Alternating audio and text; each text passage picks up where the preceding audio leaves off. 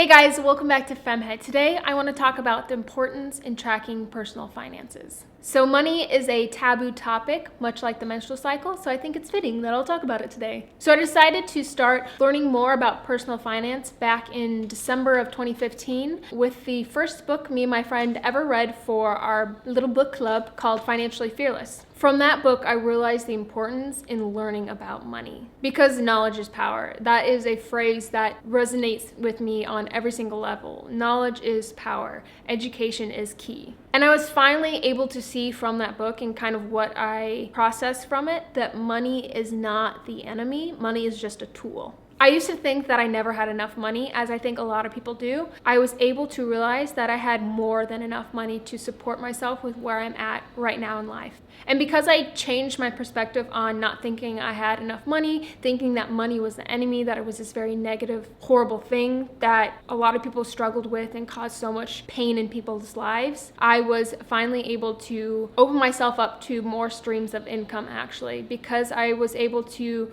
change how I viewed money. I was able to welcome more of it into my life because I think there was an aspect of not thinking I had enough, which also I thought that I didn't deserve more money. And that was a limiting belief. Okay, let me start by saying this. You do not have to be rich to care about money. I think there is this preconceived notion that only rich people can manage their money. Because when we think we don't have enough money, we think, what does it matter? I'm scraping by. I only have enough to pay the bills and nothing more. But I think it is even more crucial for people that think they have less money to be diligent with personal finance. So I used to keep track of the money I was making at my other job in a little note on my phone. I would just say the date and the amount made. While this was all well and good, I rarely went back and added it up, and I never kept track of how much I was spending. But when I started my bullet journal back in November, I made a dedicated finances page, and that has been revolutionary. So I have a page in my bullet journal every single month that is dedicated to finances. All right, finances at the top, I write 5 goals that I have for that month. I think making financial goals is very important. Below that, I have a line for each day that month, and then I have split that into 2 columns, and I've written in and out at it. And I have in first because I think it is beneficial to focus on the money that you are making before you're focusing on the money that you're spending. And every single day I will write down every single dollar I make and every single dollar I spend. And at the end of the month, I will add it all up and see where I'm at. So 3 things I realized from tracking my finances so detailed every month.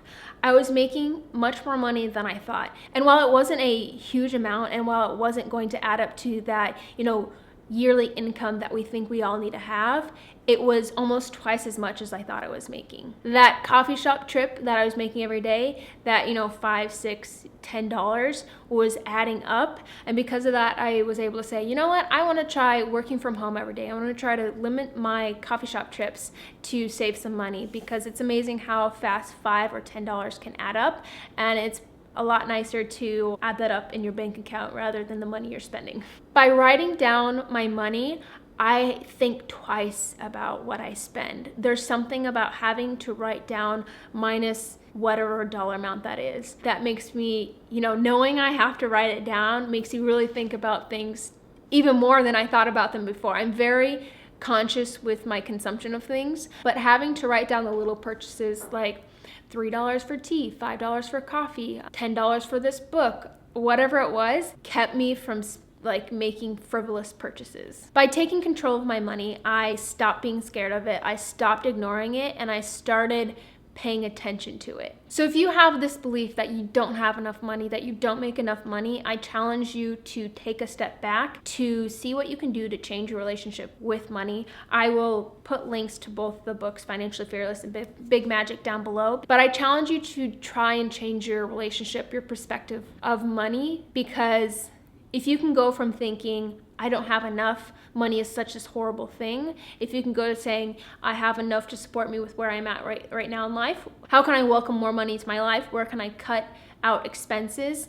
Sit with it once a day, once a week, and look at what you're making, what you're spending. Are you happy with those purchases? Do they, bring you happiness and joy, or is it something that you can cut out and save that money? Okay, guys, I want you to comment down below with any money saving tips you have, anything that has helped you change your perspective on money to a more positive light, or anything else you want to share. Also, don't forget to subscribe. Check down below for my social media, my website, and my courses and one-on-one coaching if you're interested in that. And yeah, I'll see you guys in my next video. Bye!